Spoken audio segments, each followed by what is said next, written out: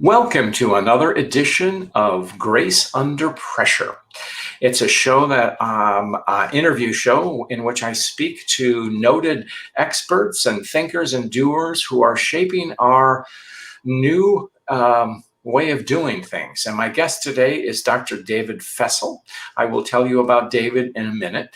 Purpose of this show is to talk about grace. And to me, grace is the generosity we show, the respect we demonstrate to others, and compassion we reveal toward others. But it's from a leadership standpoint, grace involves our ability to act for others and energize our teams and our colleagues to positive action. And grace is a very powerful force in our life, and I will be talking to David about it momentarily. David, welcome. Thank you for coming. My pleasure, John. Thanks for having me. David is a physician and professor of radiology at the University of Michigan. And he's also a faculty associate at the University of Michigan Ross School of Business, the Positive Organizational Scholarship Group.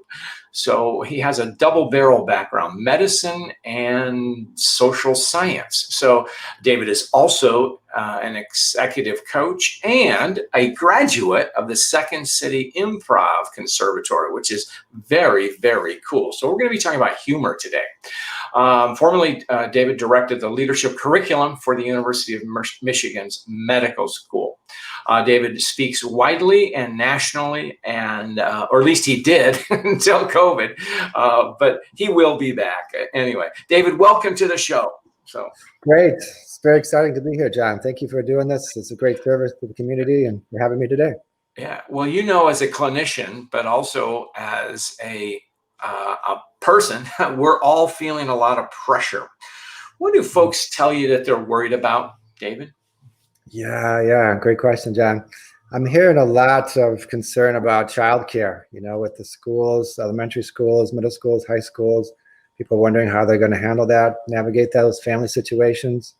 I'm hearing from people that they're missing the human contact, the ability to be in person with other people, to shake hands, to give and receive hugs. I'm hearing people talk about the fatigue. We're several months into this pandemic and all that it means. So those are several big themes that I've been hearing recently from people about their concerns. And there's a real physiological effect to touch, is there not? So there is for sure. I mean, we see that in babies. They need it for their development, for their attachment to human beings, for their emotional well-being, and we need it as adults too. We're human creatures. Our nervous systems are wired for that. We have nerve endings throughout our bodies, not just in our brains, and we need that. We need that human contact, the human warmth. Absolutely. So when people come to you and we're talking, what kind of advice do you give them about stress they're feeling? So. Yes, it's understandable. Number one is a huge changes. Be kind with yourself, be compassionate to yourself and to other human beings. We're all under a ton of stress. So realize that it's real and that it's normal and it's natural to feel anxious, to feel fatigued, to feel whatever you're feeling. Be kind to yourself, be understanding to yourself and to those people around you, to know you're not alone. We're not alone. We're all, to some degrees, varying degrees, facing a ton of stress, unexpected stress. Nobody anticipated this was coming up in 2020. And it's something that we have to navigate and do our best to deal with. David, in your field in medicine and the University of Michigan, you're working with a lot of high achievers, okay? What does it mean to be kind to yourself? So. Yeah. No, that's a good point, John. High achievers usually often can be really hard on themselves and hard driving and nose to the grindstone over and over for years and years to get and achieve and more and more and more. And this pandemic is a prime time, and I've been gratified to know some people, at least, are taking this as an opportunity to step back a little bit and say, wait a minute, do I need to press that hard? What makes sense now? How can I do things to up my energy, to restore myself purposefully because the stress is so high? So it's an opportunity in a way to step back and say, wait a minute, pressures, challenges are immense. We need to bring equal resources as well so that we don't get depleted. So conscious attention, conscious awareness to how we restore ourselves and renew ourselves. You work with residents who are still in a degree of training. They are physicians, but they are in training. So are they, I would imagine, because they're still in the quote achievement phase of their careers, of course, or I hope we all are achieving, but is there a special stress on that when they're still in the learning process? So Yes, I mean, there's naturally a lot of stress to that whole process because you are learning and because you want to do well and because it's important. The stakes are high in medicine. So yeah, there's extra stress for them. We try to be aware of that and to bring extra patients. Our residents just started, new residents, new fellows started July 1st. So that's right. it's a time when we as faculty hopefully can bring extra patients, extra understanding, and knowing that people are doing the very best they can. And I also have to say that knowing, just in how it's happened and unfolded and these influx of new residents, they also bring a great energy and a great excitement. And I feel our energy being lifted by them actually because of their enthusiasm, their excitement, their thirst to learn. So it works both ways. I mean, they're helping us by bringing that energy, that excitement, and hopefully we can give them a good environment and our best patience and our best understanding and compassion too. Oh, that's such a good thought because we've been in our conversation, it's kind of been all the stress. And I'm glad you talked about the energy that people bring because, hey, life is going on and they're still learning. I mean, hopefully we all still learn, but they're beginning their careers. So exactly. And we were all there. We were in those shoes. We weren't in those shoes with the pandemic. So they have it more difficult than we do. And hopefully if we can keep that in mind, it will help energize us to bring that extra patience, that extra consideration and kindness. In addition to your radiological practice and teaching, you also have a subspecialty, my word, in resilience, something you've been teaching. So when somebody says to you, David, what's resilience? How do you answer that? Yeah, great question. Resilience, one of my favorite topics. It's helped me personally. That's why I love to teach about it and spread it and help others hopefully benefit as well. But there's, resilience, ability to not only bounce back when an adversity hits, not only bounce back, but also perhaps even to grow from it, to say, hey, what did I learn? What did I learn about myself? What did I learn about my new capacity or skills or new connections, new ability to support myself and to support other people? So there's an ability or a component of it of bouncing back, but then also growing from that stress and that challenge because, hey, in some ways, life is one challenge and one big change after another. So the more we can grow from those, the better. Thought just came to me since we were talking about residents new in their beginning their professional career. Do you think there's any, are we more resilient the older we get or less resilient? Do you have a perspective on that? Yeah, great question. Hopefully, I mean, if we learn along the way and we grow in wisdom, we grow in resilience, we grow in perspective, that's a wonderful experience. It doesn't necessarily happen on its own. If we can put some effort into it and some attention to it, it's definitely a skill. Resiliency is definitely a skill that we can grow and that we can learn. So the good news is it can be learned. And if we give that awareness and that attention, it's definitely something that we can increase over time. And that's a good thing. When you teach resilience or you talk about it, what's a lesson or two you share with others? So, yeah, great question. I like to keep it as simple as possible, but not too simple as I think Einstein said. So I love this mnemonic, the 3 Ps. It's not personal, it's not permanent, and maybe it's not pervasive. So apply that to COVID or coronavirus. It's not personal. It's something happening to all of us. We didn't ask for it. It's just one of those natural calamities. Right. It's not permanent. Hopefully, we have many vaccines in development, new drugs in development. So it's not a permanent thing. And it's not hopefully pervasive. There are other areas, other aspects of our life, hopefully in most cases, that are also going well. Maybe relationships with certain people, maybe learning about our strengths and our ability to be more resilient in this time. Maybe there's aspects of our work that are stable or other aspects of our life. So not personal, not permanent, not pervasive. That's one quick thing that I like about resilience.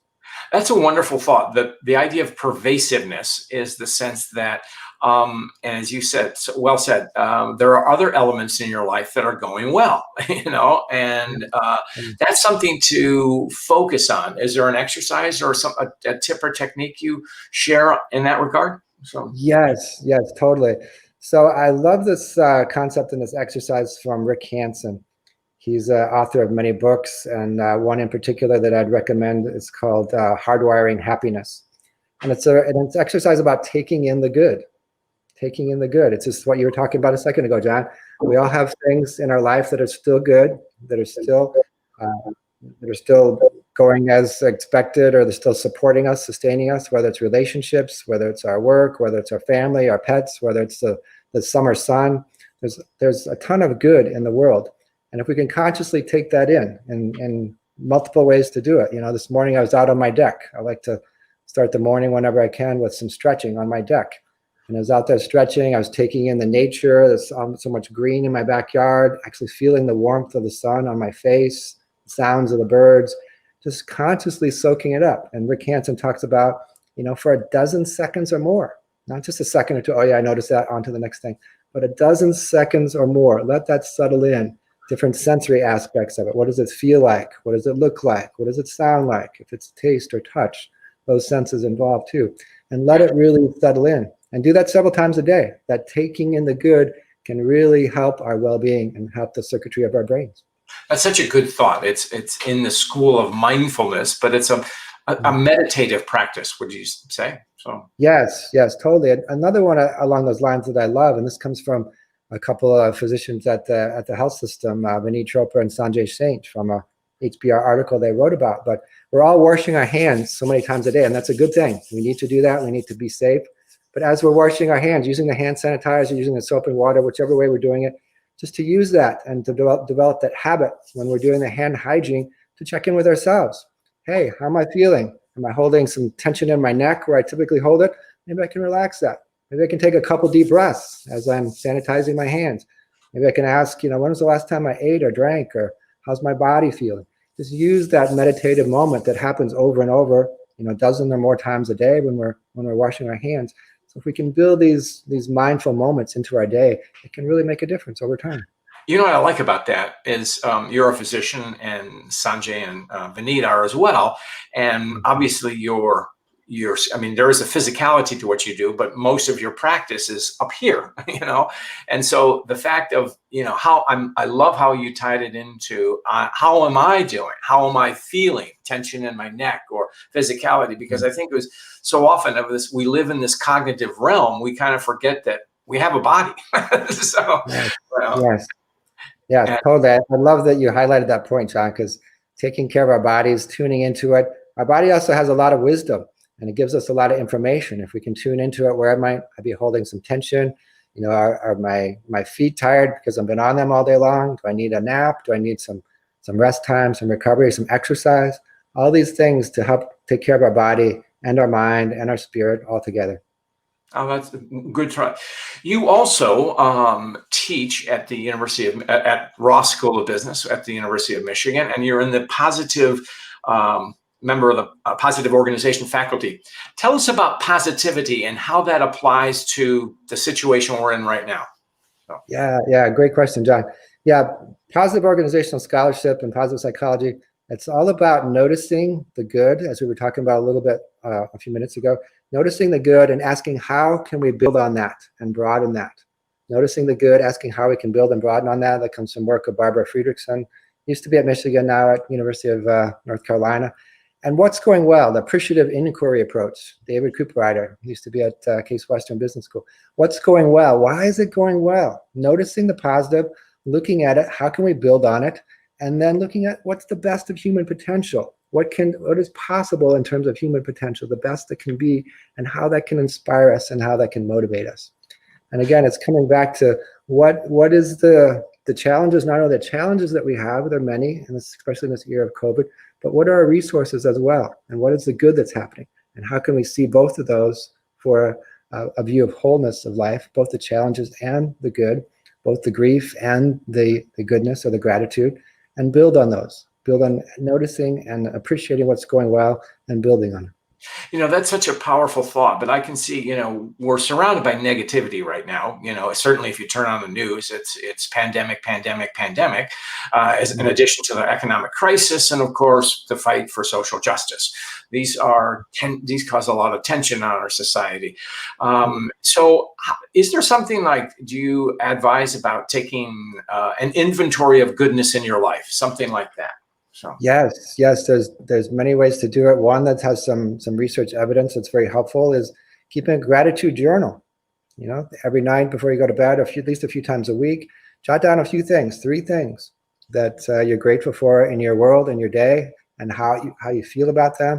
Maybe an event that happened, maybe it's a person, maybe it's your pet, maybe it's the fact that we have a beautiful sunny day today. Just write it down and take it in, that moments of goodness, as Rick Handt was talking about, a dozen seconds or more, let it settle in. And doing that over time has been shown to be helpful. It improves our well-being, improves our mood. You know what I like?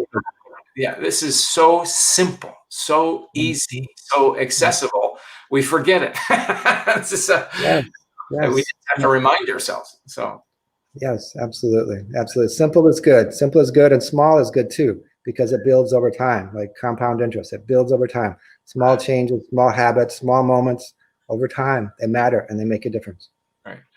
Now I want to shift to a topic which is a top of mind favorite with me and you, because you've written about humor a great deal. And I quoted you in a recent article for Smart Brief on humor. And so how did you come to humor, and what does it mean for you? Great question, John. Yes, thank you again for including me in that article. But a few years ago, maybe it's been about 10 years ago now, I realized that in my work, I do a lot of speaking, presenting, and giving conferences. And at that time, 10 years ago or so, I was a very nervous speaker, very anxious. And so I wanted to do something to help me be more comfortable as a speaker. And someone suggested improv. Why don't you take an improv class? So I did, Detroit Second City. And I thought I'd just do one summer class, but it was so fun and it was so helpful that I kept taking classes and classes and classes. And lo and behold, 2 years later, I'd gone through their conservatory program, and it made a huge difference. It helped me shift from being an anxious speaker to being excited about speaking and presenting. So that was huge personally. And I thought, oh, that's great. And never really thought about how it might be integrated into my work life. And then when I started working in the leadership curriculum at the University of Michigan, I thought, wow, this could be an opportunity to bring this to medical students. And we did. We were fortunate enough to have Alan Alda and his team from the Alda Center for Communicating Science. They use improv skills to help teach scientists and medical students to be better communicators and better speakers. So we brought Alan and his team to U of M, and it was a great event. And we, for several years, were teaching our students some improv skills. And it was great fun, a great time. And since then, appreciating, especially in the coronavirus, it renewed my interest in how can we bring positive emotions to our world. And by injecting more humor, using more humor, we can do that. And again, you like simple things, simple activities, simple exercises. There's some good evidence that keeping a humor journal, if you're keeping a gratitude journal, supplement that with a humor journal. What were a couple of funny things that happened today? And what was fun about them? What made them fun? How can you maybe share that tomorrow? And I can tell you, I've been doing this for several months, and it really has an impact. It helps me take an inventory at the end of each day. What was funny? Oh, I missed an opportunity. In that email, I could have added a few humor. In that meeting, I could have potentially brought some more humor. In this webinar that we're doing today, how can I bring some humor? How can I add some humor? I have a joke or two if you're interested. So having these in your pocket, having some humor, having some ability to look for that and bring it, it's a form of active coping, where we can bring positive emotions and again use it as a buffer. There's lots of challenges, lots of difficulty now. If we can add more positive emotions, humor, resiliency sort of things, it can help buffer the real negative and difficult, challenging things that we're going through. So much of American humor has been shaped by the 19th and early 20th century of Jews coming to America, and also the sense of oppression. Does humor come out of oppression if we cope it? Yeah. It can, and that's how a lot of people use it. I don't know who said this, but it's a great concept and a great idea, and a lot of comedians do this. They mine the pain to find humor. They find the gold in the pain and transform it that way. And yeah, many, many comedians do that and have done that. And yeah, it's a wonderful way to transform the circumstances, the emotions, the feelings, and to share positivity out of this pain and out of this challenge and out of this difficult situation.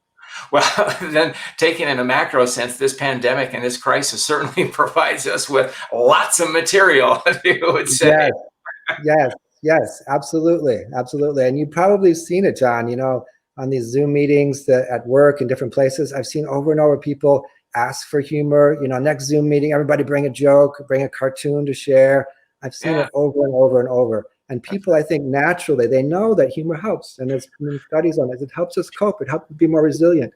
And it's a fun way to share it. We can keep it in our pocket. It's under our control. We don't need a government program or a grant or anything. We can do it ourselves. And it's empowering. I would be in favor of a government program on humor. But but one thing, but when we talk about humor, especially in the workplace, there's a caveat. It has to be on the generative side, not the denigration side. Am I correct? Absolutely, absolutely, absolutely. Yes, yes. And when you're bringing humor in these circumstances, please be sensitive. Please be aware. I like to call it empathic humor, with an awareness and a consideration for how it's going to land for other people. There's all kinds of range and spectrum on humor, and we definitely want to keep it in the appropriate category, the generative category, the empathic category. That's going to bring positive emotions. It's going to connect people. That's one of the powerful things about humor, is it's socially connecting. It helps not only the individual, but it can help groups become more cohesive and bond because they're laughing, they're having fun together, they're creating positive memories. So yes, use some consideration about your humor. And there's a physiological effect to laughter, is there not? Oh yes, yes. It's a wonderful thing. There's laughter yoga groups that people swear by. That, oh my gosh, some people tune in every day online now, even to laugh together. And it does have some positive effects. It's early in the research on that, but there has been some noted positive effects on oxytocin and dopamine and natural painkillers, this sort of thing. But it is very early in that research. But we know intuitively that it feels good to laugh, and it feels good to do it with other people. It usually happens with other people, thankfully, and we can share it and we can bond because of it. Now, there's something else that comes from your experience in improv, and that's the yes and. How does that work? Mm-hmm. Great question. Great question. Yes, that's one of the fundamental tenets of improv. It's easy to look at people doing improv and say, oh, they just make it up all on the spot. And they are making it up, but there's certain general principles and fundamental things principles that they're keeping in mind. And yes, and is one of those. So if you're in an improv scene, and this applies to life, it's one of the things I loved about improv. It's kind of a life skill. Yes, and says whatever's going on is accepting it and adding to it in a positive way, a generative way. So say we're in an improv scene and we just walk on stage, and all of a sudden you say to me, hey Dad, can we go camping? I immediately apply yes, and yes, son, let's go and let's roast some marshmallows and I hope I don't catch my pants on fire again or something. I add to it, and you would add something back, and oh yeah, I remember when you did that. It's adding to it, accepting what's going on. I don't say, what? I'm not your dad. Who are you talking to? I immediately accept it and I add to it in a positive way. And if you think about that as a life skill, as a team player, that's why one of the great things about improv is teamwork, and it helps, businesses do it. All kinds of groups are doing it now to develop that sense of teamwork. But the yes and is great for working together as a team, accepting each other's contributions, adding to them, and then great things, amazingly generative things can come out when people can contribute in that way. Yeah, and I love it. Grace, I think, is about generosity, and generosity itself, as is gratitude, is generative. When you get it comes back to you, at least it comes back to others, and it makes our situation better. So, and isn't that what makes us human? So, yes, absolutely, John, absolutely. I think the aspect of grace that you love to highlight. I loved your book on grace; it was wonderful. That's one of the great things that's generative. Gratitude is a generative emotion and a generative thing that we can add to our lives. Moments of awe and savoring, to share with people, hey, what are some of your peak experiences in life? Is it standing on a beach in Maui or or the firstborn, when your child was born, or your family came to be this country, or sharing those experiences of awe, of peak experiences, can actually be a wonderful way to share positive emotions and to connect in this amazing time. So yeah, we can bring those emotions. We can bring the grace. We can bring the gratitude. We can bring the awe and the savoring. That's so good. You have some story of grace in your life? I always ask our guests, Yes, and yes, yes. That's such a wonderful question, John. I love that question. Asking people, and something we can do to each other and share to each other. What's good that's happening in your world? Stories of grace, stories of goodness. And yeah, I think of one immediately. When the COVID pandemic was going on, certain parts of the hospital were shut down. The clinics were shut down. The ORs were shut down, except for emergency things. And because of that, several different types of doctors, myself included, were at home for portions of this, because the business was down, and we don't have the skills to work in the emergency room or the ICUs. And I can remember going into my office to pick something up during this time, and I ran into the woman that cleans our office area. Her name is Lillian. And I said, "Oh, how you doing?" And she said, "I'm okay." And immediately she started telling me about how she's been putting some extra effort into cleaning the doorknobs and the computer mice and the surfaces. And she cared so much, and she wanted to help in this way. And it struck me, she's been there every single day. I've been at home because our business, we haven't had cases to read, during that time. But she was there every single day. And so were the people that clean the ICUs and the emergency rooms and the respiratory therapists. So many people like that were working, and they're unsung heroes that I think need to be acknowledged. And I was immediately inspired, because I realized immediately, she has been here while I have been at home. And she was telling me, "Oh my gosh, I have extra effort. I care. I want to do an extra good job so that I can do whatever it takes, so that we can help defeat COVID." And it was inspiring to me to see that, and to know that, and to hear that. that is such a powerful story. And again, there's a theme in our conversation. Simple appreciation of life, of simple things. And here's this woman, focusing and doing her job. And what she does is she feels a part of a connectedness to the greater whole. And Yeah, I yeah. think sometimes we forget that. Yes, that's a key thing, John. A key thing that leaders and everyone can do to help people feel connected, to help people feel that they're not alone, especially in this really challenging time. Really challenging time. If you can reach out to people to check on them, to say, "Hey, I was just thinking of you. How are you doing?"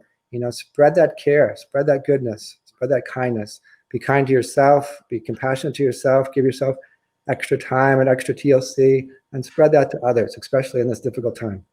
Great. Thank you. Well, we're coming to the end here. David, how can people find you? So Yes, yes. I'm on the Michigan Medicine website, and I'm also on LinkedIn. that's great. And you can Google his name as well. You see it right on the screen. Anyway, David, it's been a joy to speak to you today. Thank you for sharing your wisdom and your grace with us. And stay tuned for future episodes of Grace Under Pressure. Thank you. Thank you, John.